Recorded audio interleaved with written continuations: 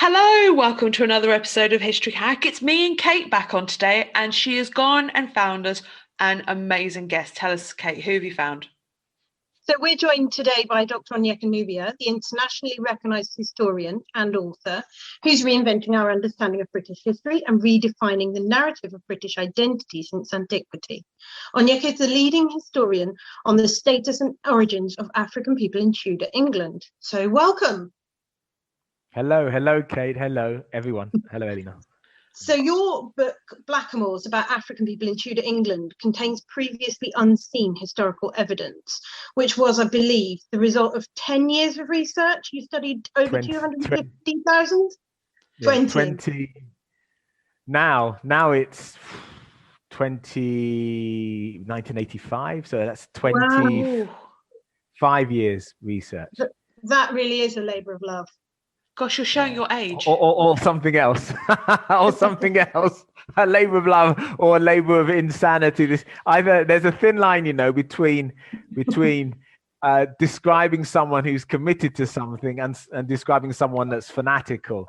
And some people might think of that as almost fanatical. But then I think a certain degree of fanaticism in this subject is absolutely necessary if you're going to find stuff that's not been found, or you're going to look at and discover stuff that people say can't be found. I totally agree. You need some of that. I totally agree. You get obsessive and you start going around one rabbit hole and another, and you just can't stop. You're standing there and you're like, well, there's about 50 holes around me. Which one do I go? Where do I go? What do I do? Yeah. And in this thing, because I'm finding Africans who are embedded in English society, assimilated and integrated, often discovering them and discovering their ethnicity is often very, very difficult. Plus, when people write in early modern England, that's from the 15th century to the sort of 17th century, when people write, they don't write how we now write. They write how they want to write, and their spelling and language is particular to them. They sometimes mix French and Latin in with what they write. So it's like a polyglot mixture of languages, and they use their own terminology. And all of this, of course, has to be understood and translated and deciphered, and it can take a very long time.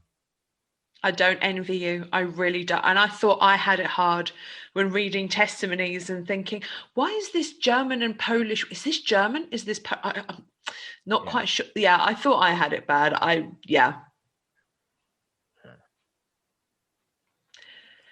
Sorry, Kate. Yeah. No, that's good. Let's get past the historical, because we've got loads of questions to ask, haven't we, Kate? Great. Yeah. Shall I kick us off? Yeah, go for it. You go for it. So you've been working to sort of recontextualize attitudes towards British ethnicity or origins of people throughout history. One common perception is that huge parts of British history are wrongly portrayed as monoracial. Why is this, and what's a more realistic overview of the historical ethnicity of Britain? Yeah, thank you for that. Most of the ideas that we have about the identity or British history has been shaped by the Victorians, not by all the various peoples that have lived in England. So the ideas that we have about English history are Victorian ideas. They're the ideas of the British Empire. And then what the Victorians did to justify being the largest empire known in human history, which they were, was that they looked back at their own history and then tried to shape their own history to match what they had become, which meant taking shortcuts sometimes, and in some cases it meant discarding aspects of their history that didn't fit the pattern that they wanted to promote.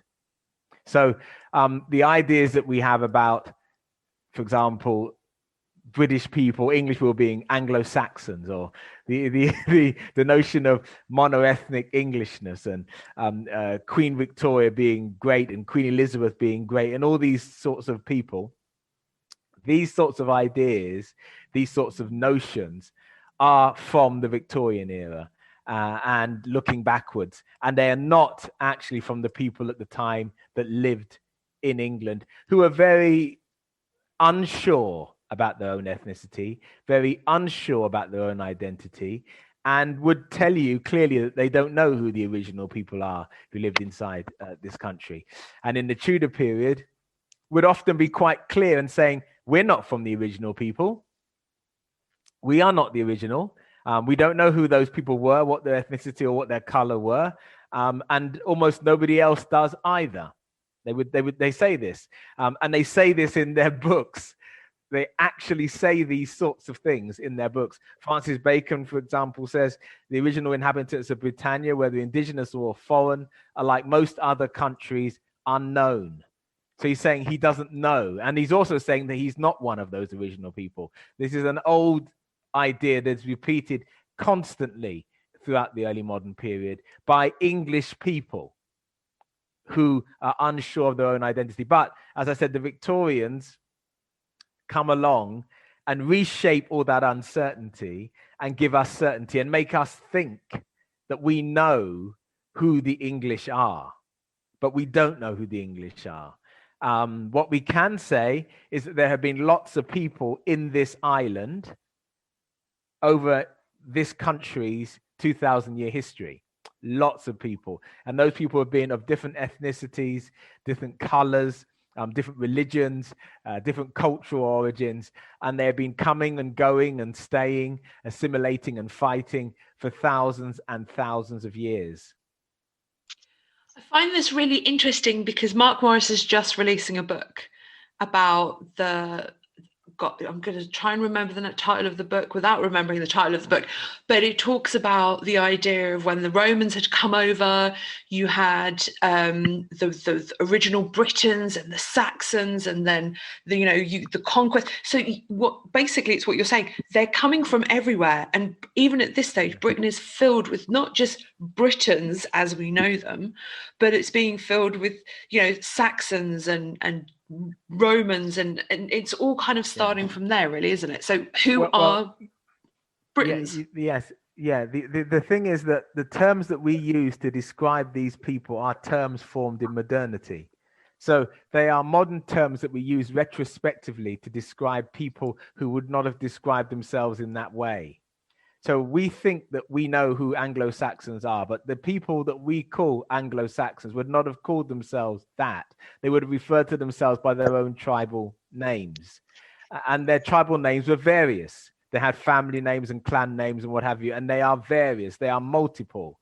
The people that we call, I don't know, I'm thinking of Celts, for example, are not people that would refer to themselves as such. They would have called themselves the Iceni, the Briganti. They would have called themselves the names of the tribal people and the region that they come from. But we retrospectively call them these terms. And then we monoethnically describe who they are. So we call them these terms, and then we say that these people are monoethnically something, and that they have a particular color, which is usually white, and then people can use that to justify a monoethnic whiteness, and when in fact it does. So your work in the study of African Tudors is pioneering. What made you question the version of history you were offered? Thank you for that. Well, first of all, let's talk about when the Tudors are and what this term means. When we're talking about Tudor history, we're talking about Tudor England. Now, the reason why I use the word England and not Britain, because Britain didn't exist. This is really important. Britain didn't exist. There was no country called Britain. There was England. Scotland had its own kingship, and in fact was at war with England for most of the Tudor period until James I. Now, Wales had its own kingship too, but that sort of collapsed when the Tudors came in to rule England, and that's because the Tudors were Welsh. The word Tudor comes from a Welsh name, which is the name of the Welsh family who the Tudors were. Henry VII came from Wales. They're a mixture of French and Welsh noble aristocracy, and it is this people who became the Tudors that ruled England, this Tudor family. Now, they ruled from 1485 to 1603. Quite a short period of time. First monarch was Henry VII, and the last was Elizabeth I. Elizabeth I was the granddaughter of Henry VII. So it's one family, starting with Henry VII, ending in Elizabeth I. Why is this period important? Because it is the beginning of what we call the early modern period. We are now in the modern period, but it's the beginning of the early modern period. In other words, the ideas, the concepts that we now have about the world were being formed in England and in other parts of Europe at this time. And that's why it's called the early modern period, which is another generic term. And it's called the Tudor period because the Tudor family were the Tudor ruling dynasty. Henry VII was a usurper, right? He was not the rightful legal king. He came in 1485 at the Battle of Bosworth Field, destroyed the body of Richard III. They literally destroyed it, cut it up into pieces, and made himself king.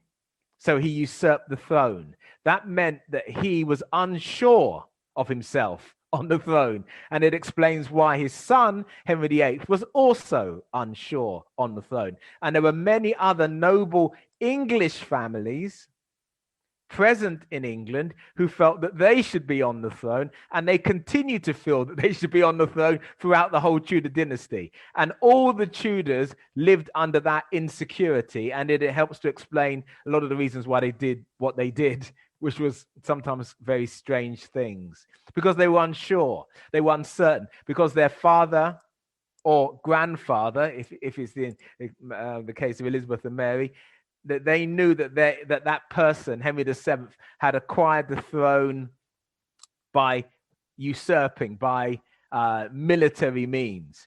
And they knew that the throne rested uneasy on their heads. They knew this. Okay, so these Tudors were uncertain and insecure. Their insecurity made them reach out sometimes to foreign rulers to establish relationships, trade agreements, to try and shore up their English power. It also made them at times rather draconian. So they did brutal acts. Mary was known for her brutality. Elizabeth I was known for her brutality, and Henry VIII was known for his brutality. What Henry VII attempted to do right from the very beginning is form an alliance with Spain. Why Spain? Number of reasons. First of all, Spain was part of an empire ruled by Charles V. Charles V was the most powerful man in Europe. He controlled parts of Spain as well as parts of Germany, and his empire was known as the Holy Roman Empire.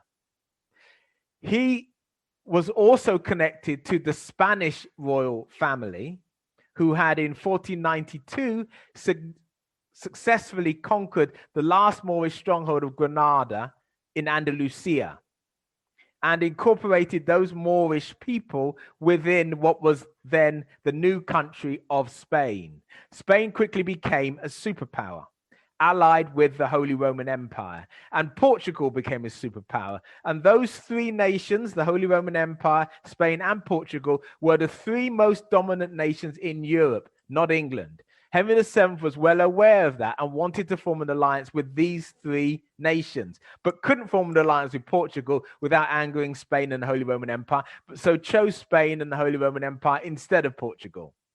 He also understood, and this is a strange thing that I have to explain to you, that the noble line of Castile, which was one of the Spanish noble families, that line also had an English connection, in that Edward I,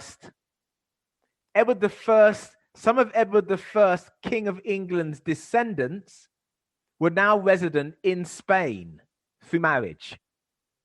This meant that Catherine of Aragon, who was the daughter of King Ferdinand and Isabella, King and Queen of Spain, that Catherine of Aragon actually had a greater right to rule in England than Henry himself had. even though she was Spanish. This is mind. Right. What you've just done, okay, is taken something from the modern historian who's sitting here going, wow, and just gone, bang, you've made my mind blow completely. Right. So Henry VII chose Catherine because Catherine legitimized his throne, because she was a direct descendant of Edward the First, Second, and Third King of England, even though she was Spanish. And she knew it. She knew she was, which is why he only divorced her and didn't cut her head off, because he couldn't. Henry, his son. So he arranged a marriage initially. Henry VII initially arranged a marriage with Catherine of Aragon with his eldest son, Arthur. But Arthur died. So then, sort of fait accompli, he arranged another marriage between Catherine and Henry VIII. Yeah, that was the idea. Now, the Spain that Catherine of Aragon was coming from was a multi-ethnic nation, a diverse nation.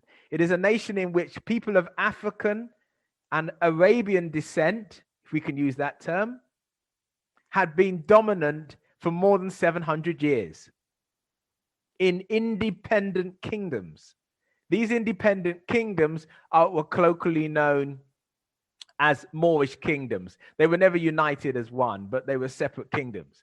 In the 13th century, for example, a group of people from West Africa, from what is now Mali and Guinea-Bissau, known as the Almoravids, invaded North Africa, and then they also invaded the Iberian Peninsula and formed a composite part of this Moorish population. So this Moorish population were not just people from North Africa.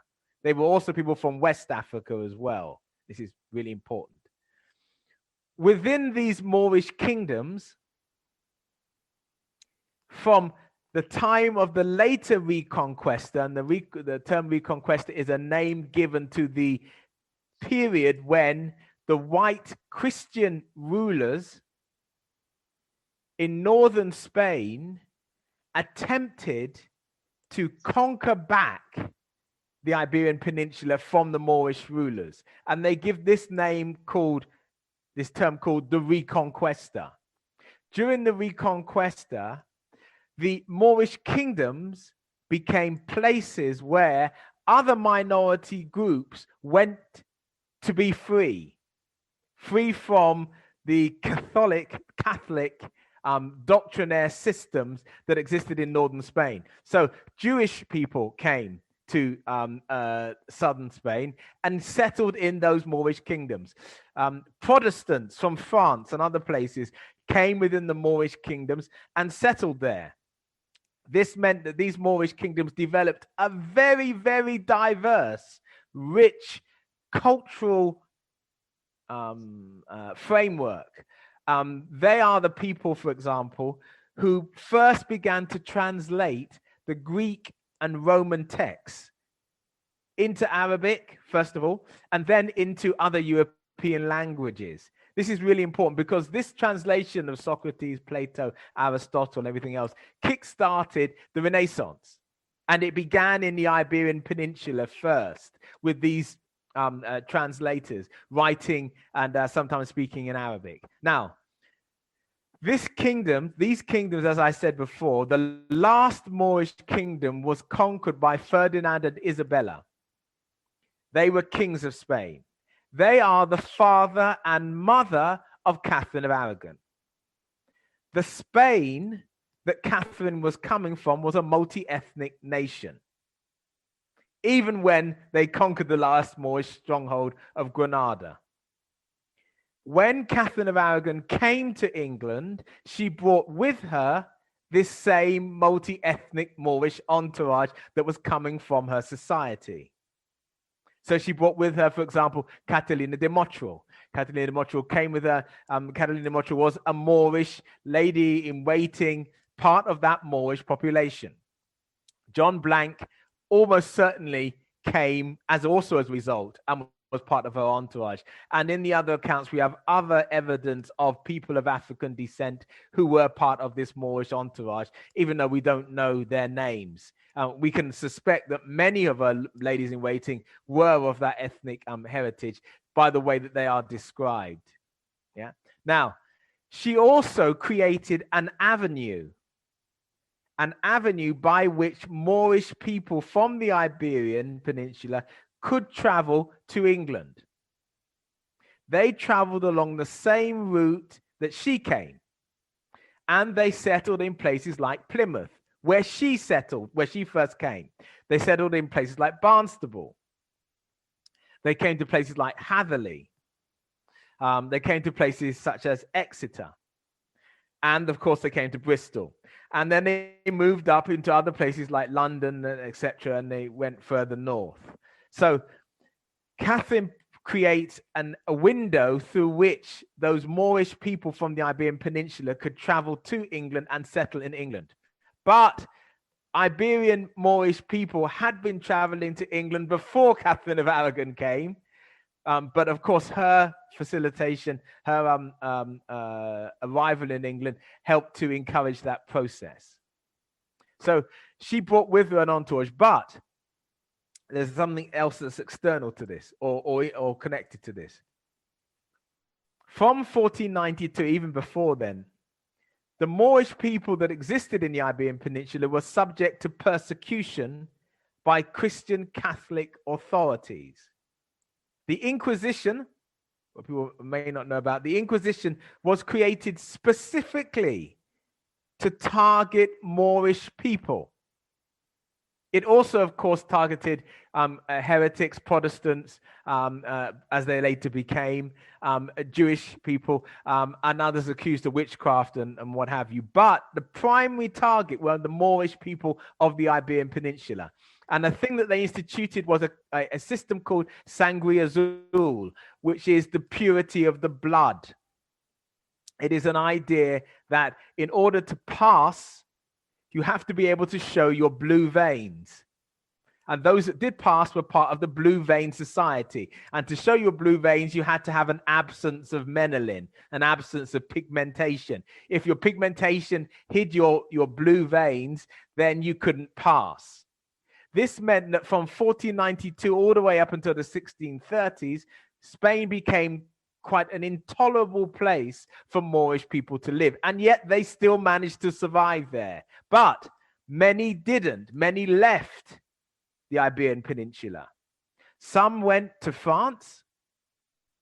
Some went to North Africa. Some went to West Africa. Some went to what is now Italy. Some went into the Ottoman Empire. And of course, some came to England.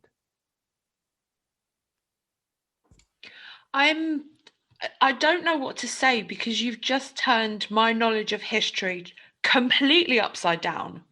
And I'm so fascinated with what you are saying. I'm totally and utterly engrossed at this point that I'm quite happy to just let you talk for the next 2 hours. So sorry, ladies and gentlemen, you're not going to be listening from me and Kate. This is it. You're going to be the star of the show completely. Okay, so let's move on to some of the questions that we have. So what are the reactions you experienced when you started your research? And were you faced with criticism or skepticism? And are you still? Yeah, thank you. That's a very good question. So I started my research at college. And when I was at college, I was taught, the usual kind of European / English history, which is a sort of monoethnic white history. And then, because I didn't have much else to draw upon at that time, I started to read and reread Shakespeare. And Shakespeare is full of references to Africans. I'm not just talking about plays like Othello, where people would expect, but it is full of, even in Romeo and Juliet, like a rich jewel in an Ethiop's ear. There are constant references to Africans. What is the phrase? Black men are beauteous. Black men are beauteous pearls in women's eyes. There's so many references to Africans and blackness throughout Shakespeare's plays. And I used to wonder, why is that? Why would you keep referencing people who don't exist? Is it that, it's like something fantastic like unicorns that you've never seen before, and you imagine them in a fantastic way, as some historians or English majors claim that, they just imagined these black people, and that's why they kept referring to them, because they'd never seen them and they'd never known them, and it was just part of their imagination. And I swallowed that for about 6 months. But then I just read more and more and more. And then I came across a play by William Shakespeare called Titus Andronicus. The play is actually set in 3rd or 4th century Rome, but it's a Renaissance play with Renaissance ideas. And there's a character in it called Aaron, who's a Moorish person. And this Aaron doesn't much like the white Romans that he's sort of living amongst, and believes himself to be superior, ethnically superior to them, and considers that his blackness makes him superior. For example, he says coal black is better than another hue, in that it scorns to bear another hue, for all the water in the sea's wide ocean can never turn the swan's black legs to white, although she leave them hourly in the flood. So he's saying here that his blackness is superior to their whiteness. And he actually speaks in derogatory terms, referring to white people. So I thought, this is interesting. You might imagine somebody, but would you imagine somebody to that much detail? Would you go into so much? These words that Aaron is speaking in Titus Andronicus seem to be the words of people who were living at the time, who have been transcribed and whatever into this play. For example, Aaron would say that his white counterparts are as plain as the boards that you paint outside an alehouse. So he would say that their faces are flat and ugly. And I thought that this is these sorts of terminologies we've never heard. This is almost looking at the ethnography of somebody from the time who happens to be African. But how can this be if it's just a white man imagining these ideas? So okay, yeah, I put that to one side. Then I re-looked again at Othello, and I looked at some of the things that Othello says, and some of the ideas that Othello has. I said, okay, I know he's a fictitious character, but some of the issues that he has seem to be the kinds of issues that a person of African descent would have in 16th century Europe. And then if you carry on, you find people of African descent like the Moorish or the Prince of Morocco in The Merchant of Venice. He says, "Mislike me not for my complexion." And you see all these other in Caliban, who he says that his mother is from North Africa, and who also has a kind of perspective about his own ethnicity. And so I thought these fictitious characters, they couldn't just fall from the moon. They had to be based on somebody. But nobody was writing about these people with any kind of surety, any kind of confidence. So I just put it to one side. Then I came across 2 books. The first book was by David McRitchie, called Britain's Ancient and Modern, a book written in the 19th century. It's a book with immense problems in it. The way it's written is really difficult to read. But he speculates that in England at this time, there were people of African descent. Not only does he speculate, he also says that this population was large in number and were lived across the country. And he also claims that Elizabeth I tried to deport them. It's what he says in his book. It's a 19th century book. So I said, okay, this is interesting. But the thing is that book doesn't have a single reference in it. It's written like a novel. So when you read it, There's nothing. Well, where did you get that information from? Where did you get that from? There's nothing. There's no sources for you to go and do more research with. All right, so I put that to one side. Then Peter Fryer's Staying Power was published. Peter Fryer's book is a book that a lot of people think is a really good book about Black British history. Now, Peter Fryer's book is good about the 18th, 19th, and early 20th century. It's not so good about the 16th century. In Peter Fryer's Staying Power, he suggests that there were people of African descent in England, but he says that they were all slaves. Yeah, there were some, a few, not many, a few, but they were all slaves. But at least he's saying that they existed. Right, so put that to one side. So by about 1991, I sort of made up my mind that I wasn't going to find a book that explained this presence.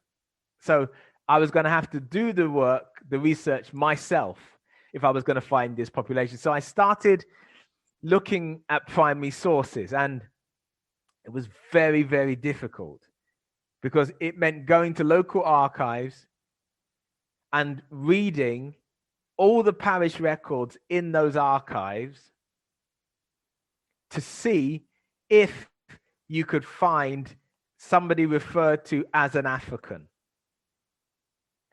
Second of all, second problem, the Victorians went through some of these archives and destroyed some of the original records. And in other cases, they created what we call bishops' transcripts. These bishops' transcripts are summaries of the records that have removed offending matters that the Victorians didn't like. So, for example, there'd be a single parent mother who'd had a child out of wedlock, which happened quite frequently. That would be erased from the 19th century Victorian records. Or you had somebody put to death for some offense or some crime. That would also be erased from the bishop transcript records. And their ethnicity was often, frequently erased. But that's sometimes that would be sometimes presented to you as, oh, this is the official record. I said, this is not the official record. This is the 19th century bishop's transcripts. I want to see the original records. Now, to see the original records written in the 15th and the 16th century by English men, mostly, by English men, one has to write a business case. One has to prove that one is worthy academically to look at these records. Now, that's what I had to do. And it took sometimes a week, 2 weeks, 3 weeks, 4 weeks to get the permission to look at the records.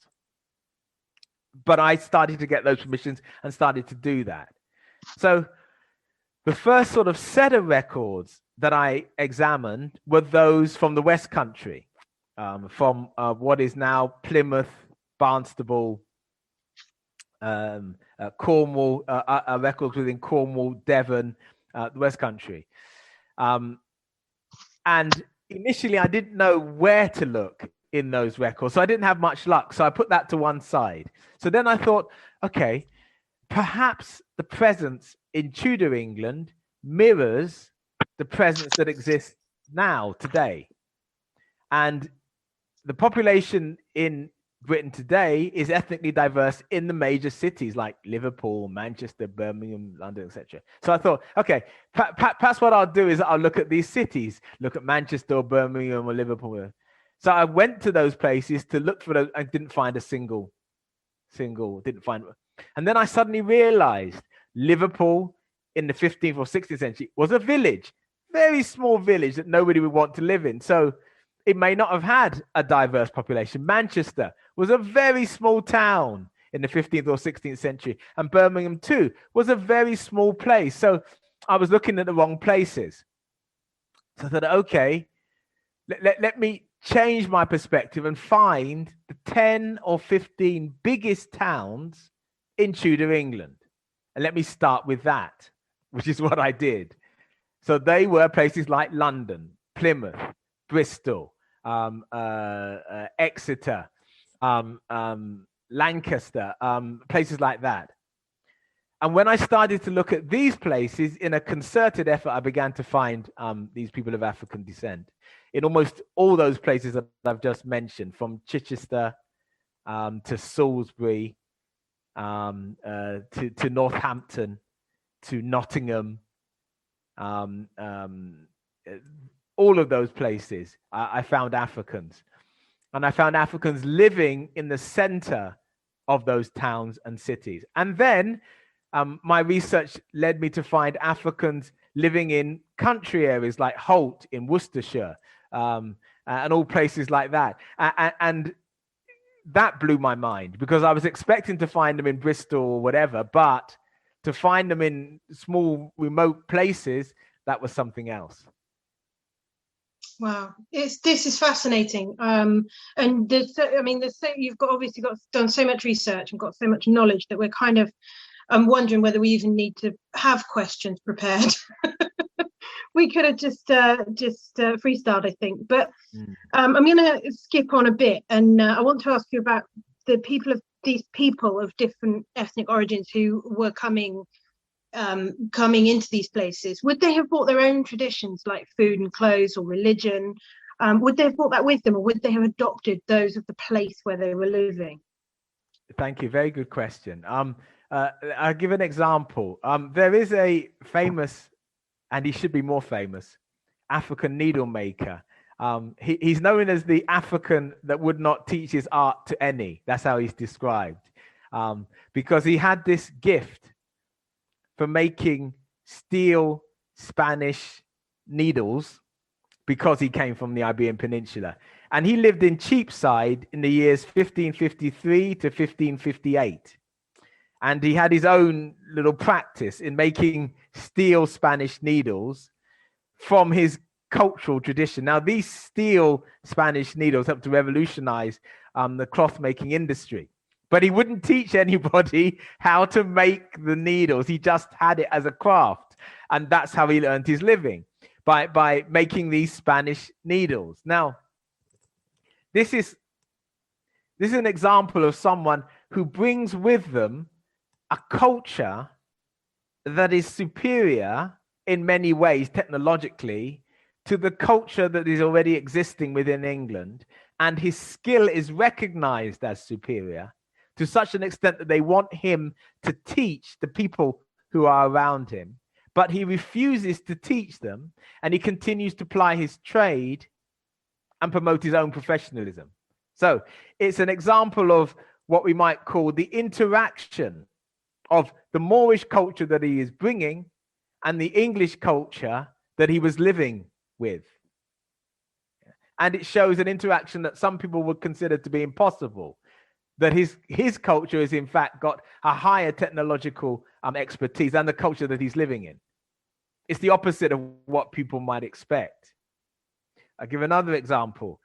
John Blank appears on the Westminster Tournament Roll of 1511 twice. The Westminster Tournament Roll was created to celebrate the birth of the son of Catherine of Aragon and Henry VIII. Yes, they had a son, but the son didn't live very long. The celebrations were created as an example of England being fashionable, England being part of European fashions and trends.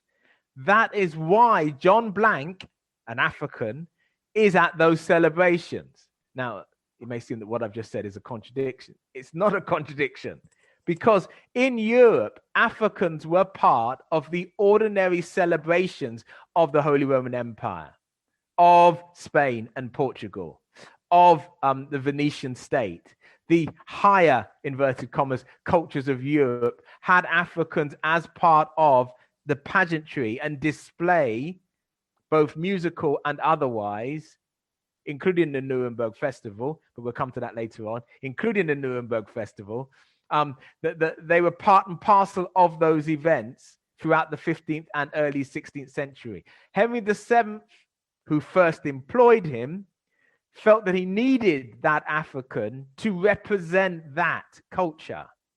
So he's actually demonstrating that England is catching up with European fashions by including John Blanc, because those European fashions include Africans as well. And England, to be part of that fashion, needs to have its own African representative. Now, this is the exact opposite of how historians often interpret and translate John Blanc's presence. It is the opposite. He provides validity to the event, not the other way around. You know, and this is also explained by the fact that he petitions for a pay increase. I think it's about 4 times what he earns already, and he gets his pay increase. And not only that, he also gets a special commission for a purple gown for his wedding. We don't know who he married, and other things too, which demonstrate that he was needed and wanted within the English court, and that his presence was important. So these people who operate within the court have a particular role which demonstrates that England has arrived. And the monarchy of England, including Henry VII, Henry VIII, Mary, and Elizabeth, continued to employ people of African descent in their court. Mary employed an African within her royal stables. Elizabeth had a favorite little blackamoor, that's the quotation, who was constantly around her and who she constantly dressed up in famous attire. We don't know what happened to him. Yeah, but she had this young, because why did she do this? Because it was part of European fashion. The members of England's Privy Council during Elizabeth's reign, many of those people had African attendants and servants. From Robert Cecil, who had an African servant called Fortunatus, to the Earl of Essex, etc. These individuals had African servants in their households, often sometimes running parts of their households or as their personal attendants. That Francis Drake had African servant and friend called Diego Negro. Walter Raleigh had an African servant, etc., etc. So, yeah. So most historians claim that Africans were all enslaved. What has your research proved to be more likely? Okay, thank you for that. Yeah, the question of enslavement seems to dominate Black history, and people use it as the starting point to try and understand anything about Africans outside of Africa and even Africans inside Africa. And we don't do that with any other human group. We don't do it with any other human group. Do we take one moment in their history and use it to define the totality of their history? We don't do that. But we do with Africans, because we are still looking through the lens of Eurocentric scientific racism. And this means that we are unable to see Africans as human beings and as being part and parcel of human agency for the whole period of human history, from the beginning of time all the way till now, or the beginning of human history at least, until all the way till now. But that is in fact the case. So enslavement dominates African narratives in a way in which it shouldn't, but I understand why it does, because undoubtedly the enslavement of African people was a crime against humanity, and the systematic effects of it have been disastrous. So I understand why that preoccupation exists, but the preoccupation doesn't help us understand the African presence, especially in the 15th and 16th century. So what we have to understand about the 15th and 16th century is that Africa as a continent was ruled by independent African kings and queens, the whole continent. And as I said, up until 1492, large parts of Spain and Portugal were also ruled by Moorish people, people of African descent. And other parts of Europe also had very strong populations of African people, like Gascony, parts of France, other parts of France, Poitiers, and Holland, what we now call Holland or the Netherlands, also had a strong African presence, especially around Amsterdam. And so these populations that existed, some of them hailed from the independent kingdoms in the continent of Africa that they came from. Some of them hailed from the Iberian Peninsula, where they themselves had once ruled and been independent rulers. Some of them were servants and had lowly positions and had been brought to Europe by pirates, traders, merchants, and what have you. So there would be a mixture. I'm just trying to simplify, but there'd be a mixture of at least these three types of Africans with these three origins. Their origins would help to determine their status. If they came from West African ruling powers, they would not be enslaved in Europe at this time. It would not be, right? It wouldn't happen, not at this time, right? So if they came from the Iberian Peninsula, they may have been reduced to servitude. They may, but that may not have been their continuous status. And even those who were brought may have been brought to a position of servitude or occasionally enslavement, but that doesn't mean that that had been their perpetual position. So what I'm trying to say is that in early modern Europe, it was very difficult to keep Africans as perpetual slaves. Certainly it was difficult in England. It was very difficult in Holland. Spain and Portugal, they were a little more efficient at taking away African rights. But even there, a significant proportion of those Africans were in very high positions within those societies. And other societies didn't have race laws at all. So what I'm saying is that people's position would depend on their origins, would depend on their occupations, and would depend on how they arrived in Europe. And even if they had arrived in Europe in a lowly position, it would be if they were in England, it would be relatively easy for them to change that enslaved position and for them to obtain another position if they had a trade, if they had a skill, or if they had an ability. I'll give an example. In 1470, Maria Moriana was an African woman living in Southampton.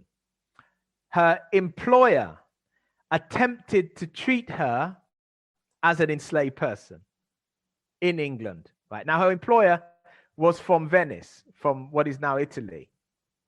But he attempted to have her treated as if she were an enslaved person. But she couldn't write English or Latin, so she wasn't a polyglot, as some of these Moorish people were, but she did have connections.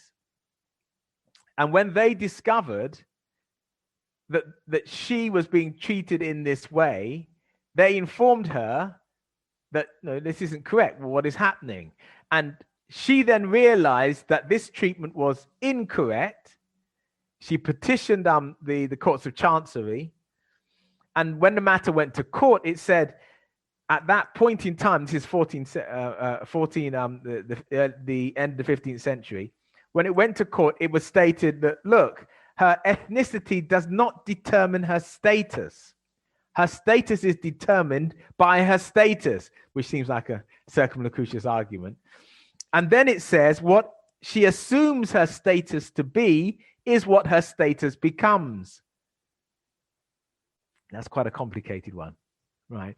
But in other words, it says that if she doesn't think that she's a slave, then she's not a slave. That's what the court are kind of saying in their roundup legal phrase. And it says that her employer has committed an illegal act by not giving her meat, not allowing her to have 3 times a day off so that she can recreate herself, and that he must give her meat and drink 3 times a day and give her, a day off for church and what have you, and that he is breaking the law by preventing her from enjoying those rights. So they actually found against him in an ambiguous kind of way. There are other people too, very similar. who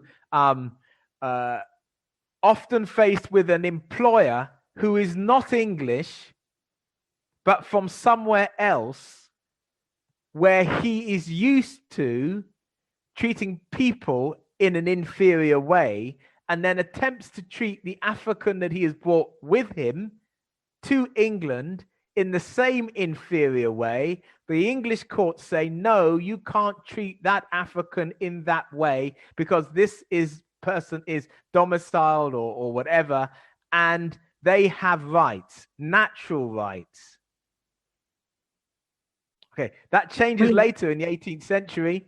In the 18th century, that changes. There are laws that change that. The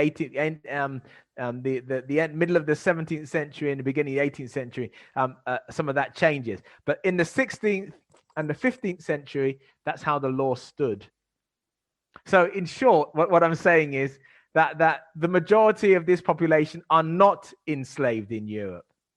Yeah, with the exception of Spain and Portugal, which is a more complicated matter. But if it comes to England or France or what is now Germany, what is now Switzerland, and the Eastern Bloc countries where African presence existed, these people, for the most part, were not enslaved. The Ottoman Empire in Turkey is slightly different. So on History Hack, we have a virtual pub, and the virtual pub was named after, we basically did a poll on our Twitter page as the greatest ship of all time, and it won as the Mary Rose. So you did some really interesting research on the subject, didn't you, into her crew and things like that. Tell us what you found. Yes, thank you for asking. The research came about because a TV documentary, they were creating a documentary on the Mary Rose, not on the ethnicity of the crew members, just on the Mary Rose. And they were looking for a Tudor historian to talk in general terms about the Mary Rose, and they approached me.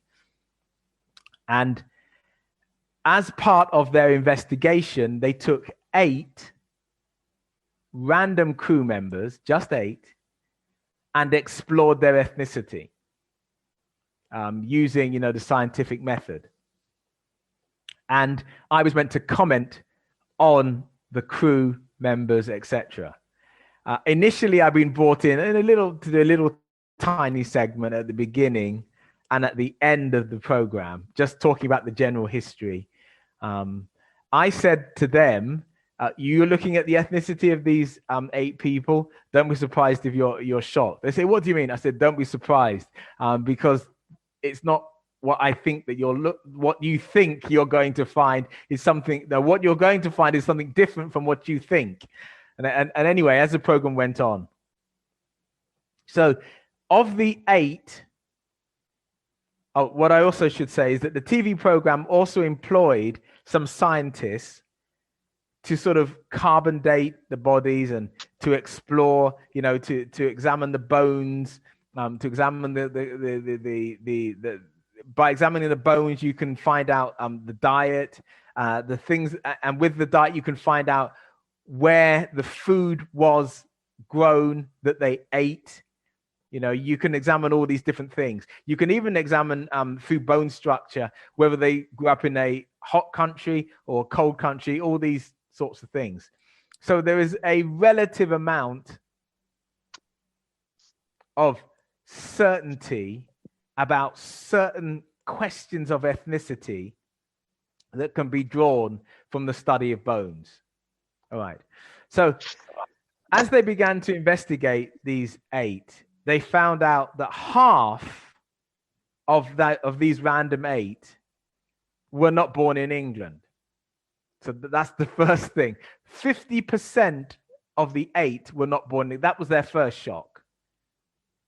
We got this very English crew, what we thought, and a very English ship during a very English moment of time, and half of these 8 are not born in England. That meant, or it could mean, shock horror, that it might mean that the whole Mary Rose crew, that 50% of the Mary Rose crew were not English.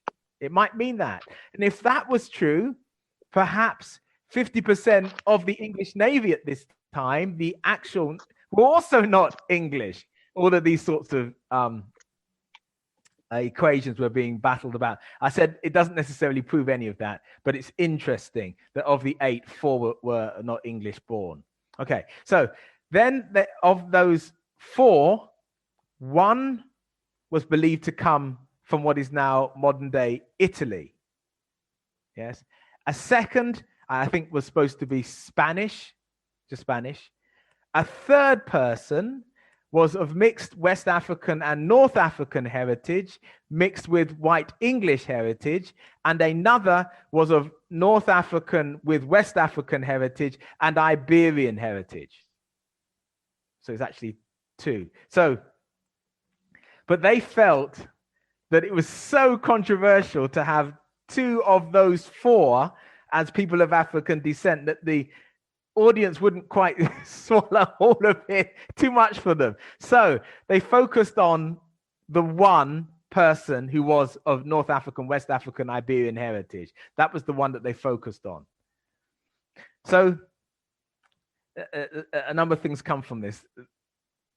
First of all, they were, pulling out their hair, literally trying to sort of explain away, and then they eventually came to the conclusion, look, we can't explain it away, we're going to have to get involved, we have to get Onyeka to come and explain these narratives, and he's going to have to be in the program more, and we're going to have to talk about this more because the ramifications are big.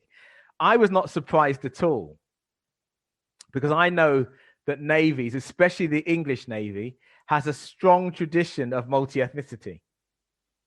And I know that England has been very successful in getting lots of people of various ethnicities to fight for its cause, and that many of these people have settled in England and sort of been assimilated and what have you. I said that it isn't just the important fact about the composition of the crew, but these people are not isolated individuals, but they had families. In Portsmouth, they would have had children with people. They would have been married to people. They would have lived. Therefore, they have, there might be communities and families. Could it be that those families and communities represented the ethnic composition of the crew? Or at least it was worthy of investigation, but that was beyond the remit of the program. So that was my involvement. And then, of course, it developed. And we had to try and explain with narratives who these people were, why they were fighting for England, what part they would have played, and what it means for the rest of Tudor society. So that was my involvement in the Mary Rose activities. And of course, what later became that documentary, which had resonance with a lot of people. And then the national press got involved. Even papers like the Daily Mail, the Sunday Times, the Daily Telegraph, and all the rest of it. For a moment, they suspended whatever political perspective they were pursuing and got on board with a relatively objective discussion on this. And apparently, it's been watched by over 2 million people. So that's a good thing. Yeah, I've seen it. Yeah. So how was ethnicity important to the Tudors? Yes, ethnicity was fundamentally important to the Tudors. They were of Welsh French extraction and constantly reminded of it by the English nobles that surrounded them. And the Tudors, in the form of Henry VIII, married Catherine of Aragon, who was Spanish. Therefore, Mary had both Welsh, French, and Spanish heritage. This ethnicity was fundamentally part of her character. And she married her cousin, the Spanish king, Philip II, who was Spanish, as I've just described. So ethnicity played a vital role in qualifying, but not necessarily in the way that we would imagine. These people are not ethnically English, and yet they are the rulers ruling England. many of the people who are within the court come from the various ethnicities of the rulers who have assembled those courts. So her court will include Spanish people, Iberian people, some of whom were of Moorish extraction. It will also include people from other parts of Europe, because those are the cultured parts of Europe. This tradition continues throughout all the Tudors. There's that continuous presence. So the question of ethnicity is fundamentally important. It's fundamentally important, but not necessarily in the way that we might now think. There wasn't a coherent, systematic concept of race as developed in the 18th and 19th century with John Frederick Blumenbach and these others, Carl Linnaeus. There wasn't a coherent racial ideology, like Eugene Fischer with the Nazis. It wasn't a coherent racial philosophy as we get in the 20th century or the 19th century or the 18th century or even the 17th century. There wasn't that coherent philosophy. People like Francis Bacon, end of the 16th century, would speculate on questions of ethnicity and would speculate that color, complexion of human beings is purely the result of the sun. It's not actually, but he would speculate that it is, and that a white person, a white family who had a child born in Africa, these are his words, the child would be born black, and a black family who had a child in Europe would be born white. That was his perspective on things, and that it was purely a matter of complexion and sun, and nothing to do with what's happening inside. That was the philosophy. Others, seeing generations of people of African descent born and living in England and maintaining their color, despite sometimes marrying into the white English population, and the child still coming out complexioned with melanin, then they had to revisit their idea of ethnicity. And when they went to Spain and Portugal, they saw Moorish people, some of whom had been there for 700 years, that's 10, 12, 15, 16 generations, and had also maintained their color. That also made them question the idea. And so then you begin to have some writers like Thomas More who think that complexion arises as a result of the humors that you have inside of you, your liver, your kidney, or something perhaps carried in your blood. They question that. And then later on, people like Thomas Brown sort of tries to work out how complexion comes about. Is it a mixture of sun? Is it a mixture of diet, the food that you eat? Is it a mixture of your blood? They don't use the word genetics, so that's a later thing. So they would question that. They have these ideas. And people did write about such things in the period in time that we're talking about. And what's most interesting is that they wrote about these ideas referring to the people that they met, saw, and spoke to. And some of those people were people of African descent who they observed and saw in England. And they witnessed what happened with generations of these people. And they could see that the complexion often stayed, even 1, 2, or 3 generations down the line. So that made them question the idea that it was just the sun that made people the complexion that they are. It really wasn't understood at all, was it? I mean, it really was a time when people were learning about colour and race and ethnicity. It isn't understood now, Kate. Well, no, that's true. It's not understood now, Kate. It's not understood now. And sometimes our ideas about colour and ethnicity are more backward than theirs. I get asked, despite the fact that my great aunt came here in 1921, over 100 years ago, how long have you, how are you finding the weather? Are you okay with the weather? Where do you come from? What's it like where you come from? And this is after so many generations of being present here for so long. So people still associate the complexion with a place outside of England. Mm. And this is despite the Enlightenment, the Renaissance, the Enlightenment, the scientific revolution, and everything else that has come thereafter. So I'm not sure that we are more enlightened in many ways. In fact, I think that in some ways we might even be more backward than the kind of confused but flexible ideas that you sometimes see in Tudor society. And now some ideas are confused, but they have a kind of flexibility about them. Whereas now people have an inflection. For example, I watched an interview with David Lammy. And in the interview, this woman, David Lammy, was saying how, his parents had come from Guyana,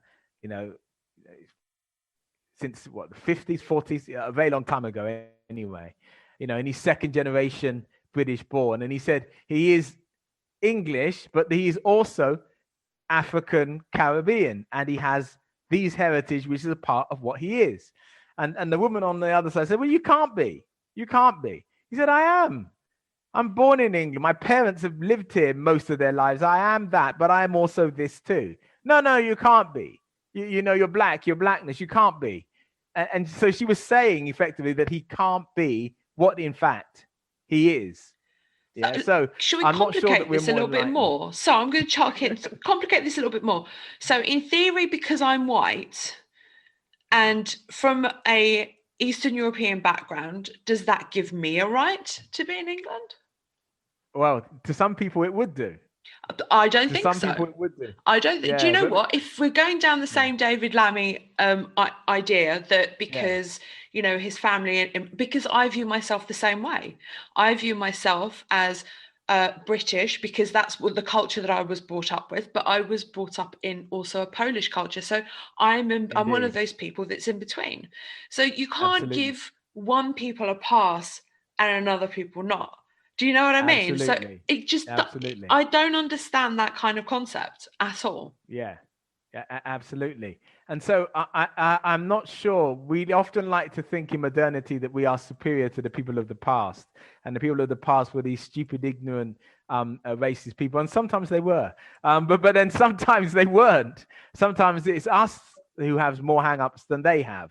And certainly in Tudor society, we find people of African descent who were integrated and assimilated within English society, married into English society, married within their communities and families, and living through generations within English society. For example, Henry Anthony Jetto lived in Holt, Worcestershire, came there in 1597 in a lowly position, was baptized, became an independent gardener, set up his own household, earned enough money to buy his own land, established the status as a yeoman, got married to a woman called Presidia, had one child out of wedlock called John Cuthbert, had 5 children with Presidia. Those 5 children and John Cuthbert went on to have 32 other children, all living in Holt, Worcestershire. And then those 32 children went on to have 100 or more. I lost count actually looking for them. Great, what were effectively his great, no, they were grandchildren. Yeah, grandchildren. And then they went on to have further set of great grandchildren. His descendants are alive today. And there's lots of them in Holt, Worcestershire. Lots of them. Many of the people who have been in Holt in Worcestershire for generation after generation are direct descendants of Henry Anthony Jetto. Direct descendants. But they are phenotypically white, right? And may not know that they have that heritage. Some of them do know they have that heritage. I've met a number of those local people. And one family in particular, Peter Bluck, a very nice man. And he knew that Henry Anthony Jetto was his ancestor on both sides of his family tree, but he wasn't sure how to explain it because he married a local woman. He's got and his mother and father were both local. He's got Henrietta on several points of his family tree from several different lines. You see, so that is quite a common thing. It's quite a common thing in this society, but it's just not been excavated properly. It's quite a common thing. And it's part and parcel of the history of this country. I'm sorry, you didn't hear me because I had myself muted, but I was sitting there on the camera going, wow, that's absolutely incredible. That is, you wouldn't think of something, how looking in a local area, how far back you can go. And yeah, it's just something that I don't really study that far back in ancestry, but that's incredible that for several sides of the family, he is descended. Yeah. Yes.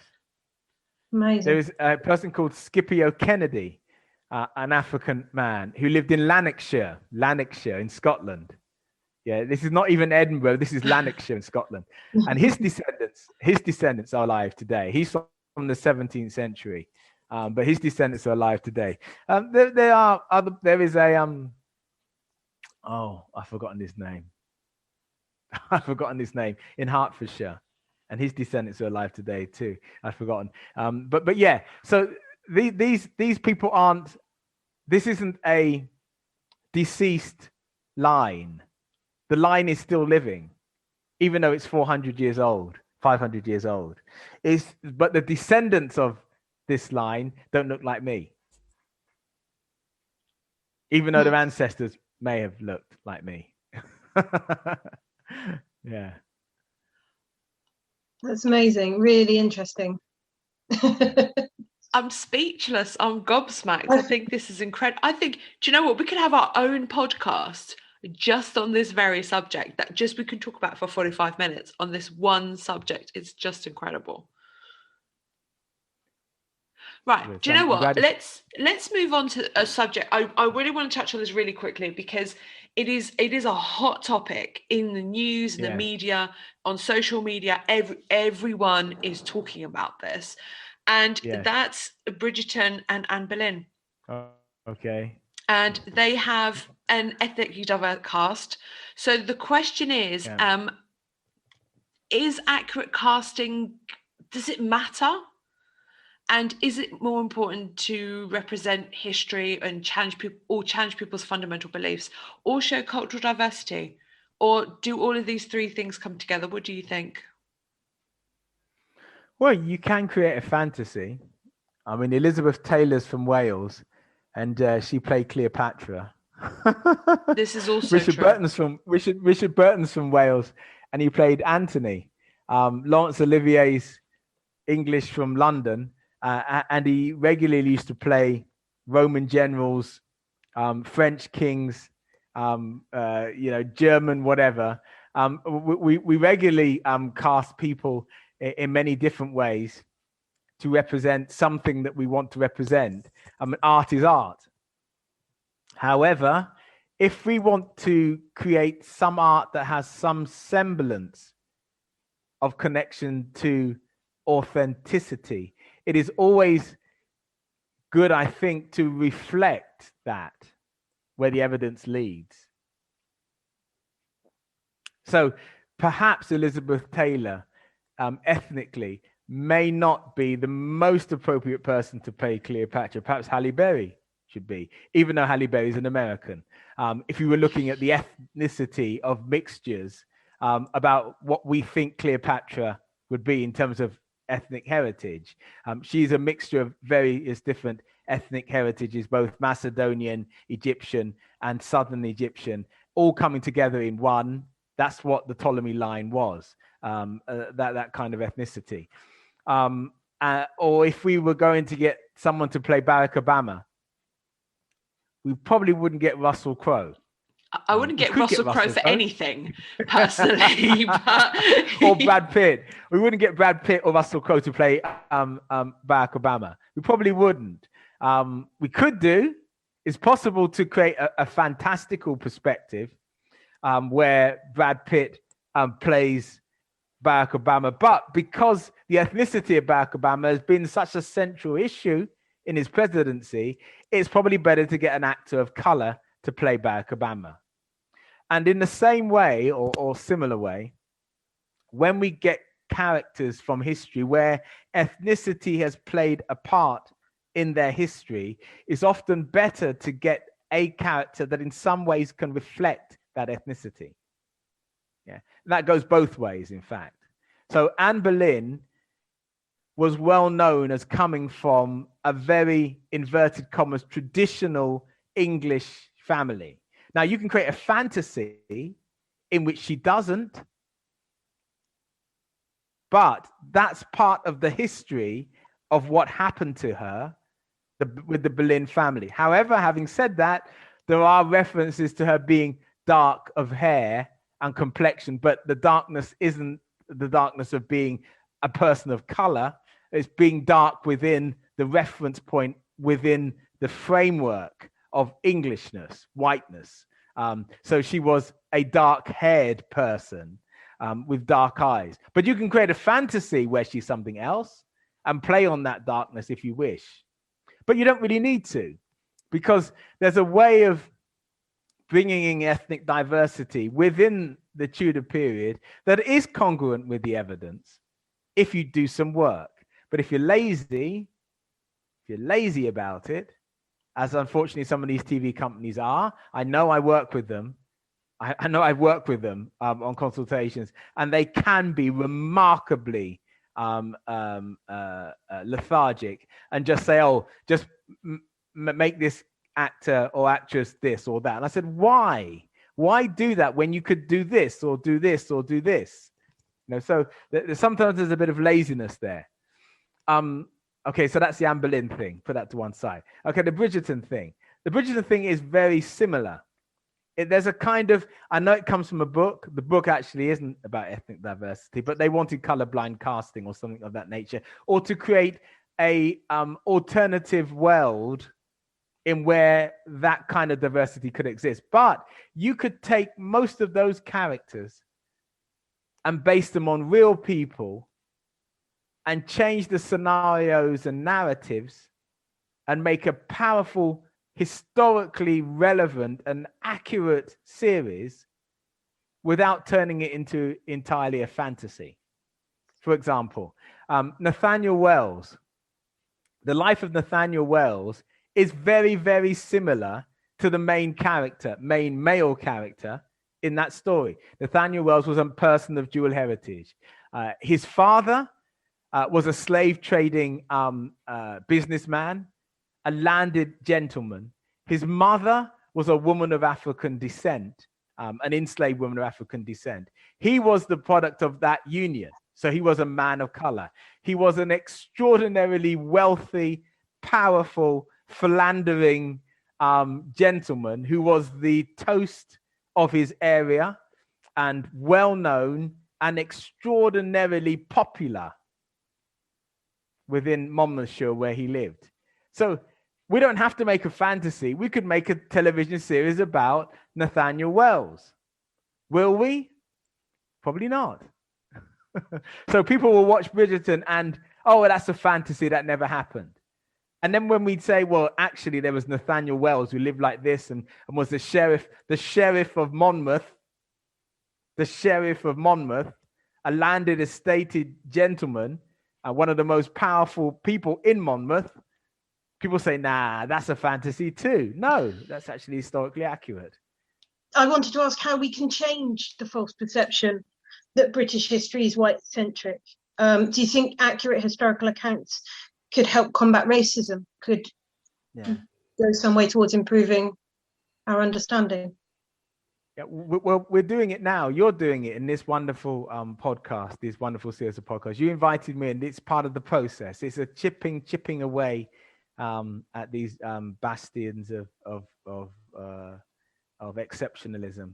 We are doing it now. The process that we refer to is decolonization. We're decolonizing. We're helping to decolonize our minds. We're opening up our own perspectives. And we're getting to see the world through different through different lenses. And most of all, we're trying to learn what the people at the time thought about things and themselves. That's the key thing. The major problem that I initially had was not understanding how people in Tudor England, what they actually thought about themselves. And I had to separate what I thought about them to understand what they thought about themselves and the people that lived in and with them, the people that lived in their community, how they saw difference, how they saw strangeness, how they saw identity, because it's slightly different from how we see it. And they had in some ways an open perspective and in some ways a closed perspective. And I had to understand all that. So the key thing, if there was anything to take away, is research and reading. Read and research as much as you can on any given subject. This country has a very interesting history. It's really, really interesting, but that's not the history that we get taught. You're right. I wasn't taught any of this at school. None of it. So you said about reading. What would you recommend? I mean, you've written several books. Yes. So will you tell us quickly about what you've written? Yeah, so there's the book that I wrote 2013, 2014.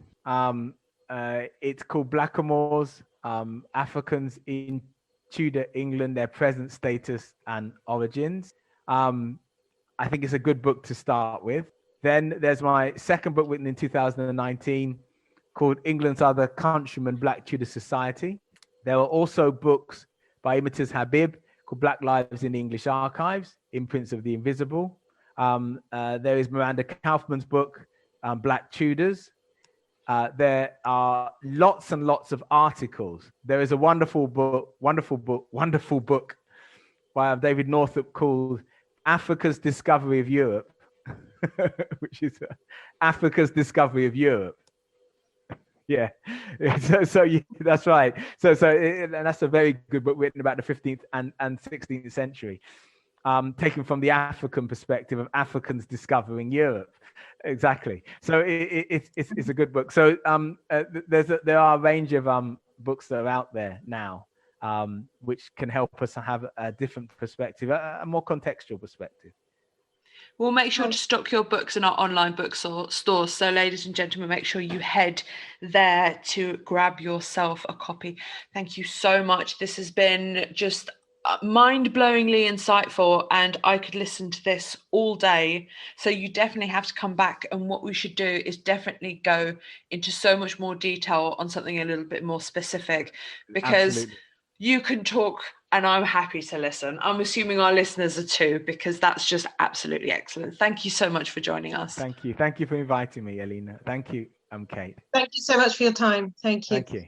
You can help us at History Hack by joining us via Patreon. It takes quite a lot of effort and a lot of work of quite a big team now to keep us going.